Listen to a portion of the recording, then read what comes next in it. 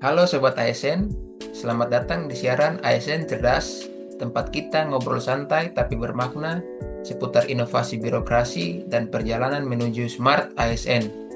Hari ini kita bakal bahas hal yang cukup krusial, yaitu gimana sih tantangan pemantauan progres kegiatan di Kementerian PKP lewat e-monitoring.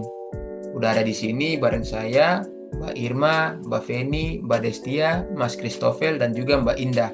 Yuk kita langsung mulai aja. Oke Mas Aaron ya, ini berkaitan banget ya topiknya dengan digitalisasi. Sebenarnya kalau ngomongin digitalisasi itu Kementerian PKP sudah punya aplikasi yang namanya MyPKP. Dan aplikasi ini sering banget loh digunakan sama rakyatnya PKP.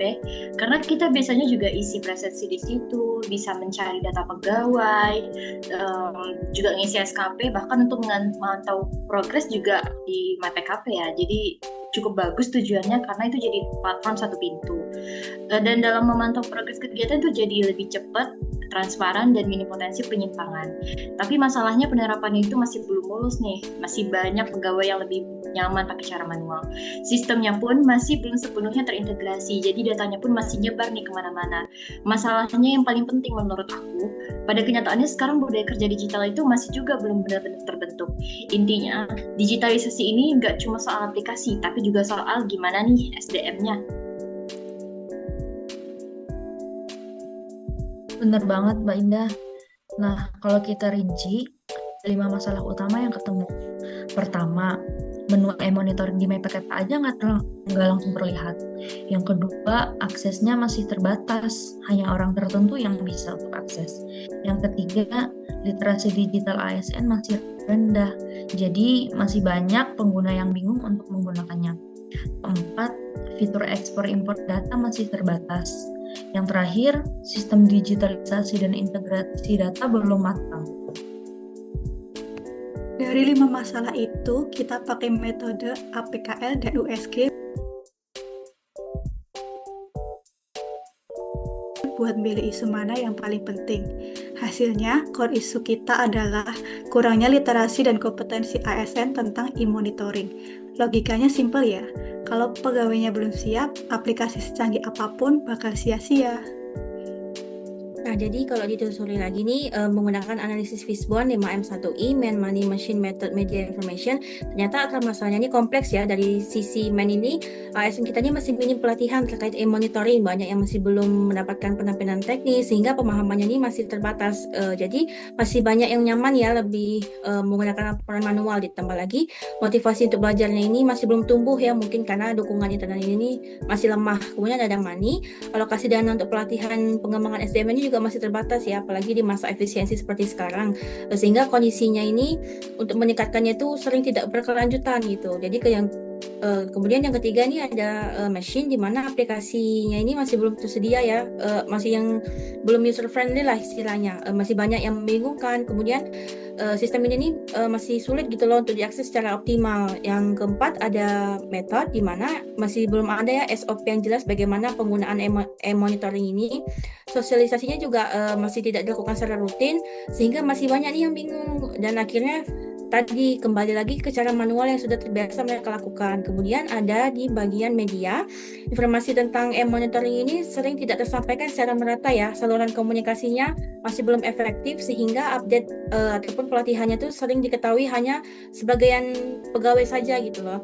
Kemudian ada bagian informasi yang terakhir, dokumentasinya ini masih minim ya, masih belum ada mekanisme feedback. Terus mekanisme feedback ini kan masih bisa ya dijadikan evaluasi gitu untuk memperbaiki sistem yang ada. Jadi kalau dilihat ini nih, kita ini masih butuh solusi secara menyeluruh membangun kompetensi ASN, kemudian memperkuat SOP gitu loh. Jadi e-monitoring ini bisa menjadi alat efektif untuk kementerian kita gitu, untuk mewujudkan smart ASN. Nah, biar masalah ini nggak berlarut, kita punya beberapa ide. Pertama, mari kita lihat rencana aksi jangka pendek. Dalam 6 bulan pertama, fokus utama adalah sosialisasi. Kita bisa mulai dengan webinar, poster digital, hingga video tutorial. Supaya lebih interaktif, dibuat juga workshop singkat berbasis praktik langsung.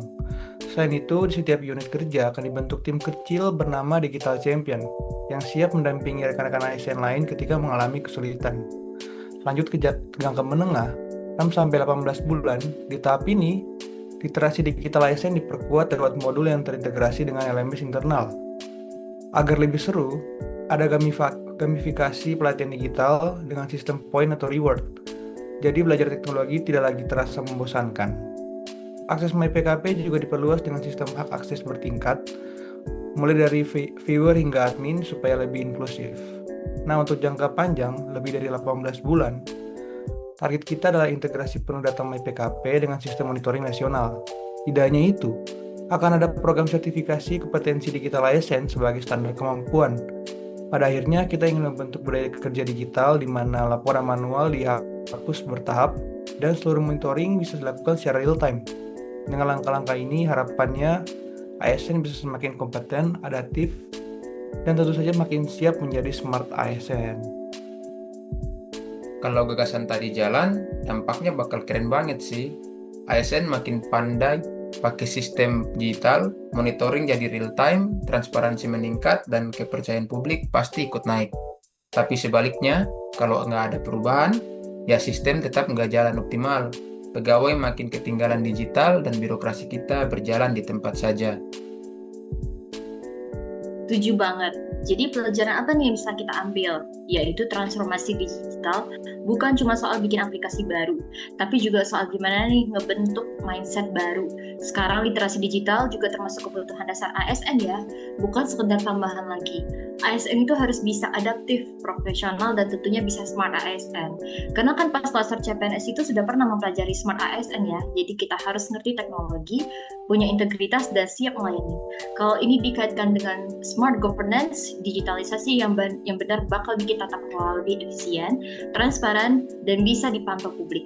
Jadi, masyarakat juga makin percaya nih sama pemerintah. Oke, itu tadi obrolan kita soal tantangan e-monitoring di Kementerian PKP dan peran Smart ASN di dalamnya. Mudah-mudahan bisa jadi inspirasi buat kita semua ya, khususnya ASN muda, buat lebih siap menghadapi era digital. Sampai ketemu lagi di episode berikutnya. Tetap semangat dan tetap cerdas.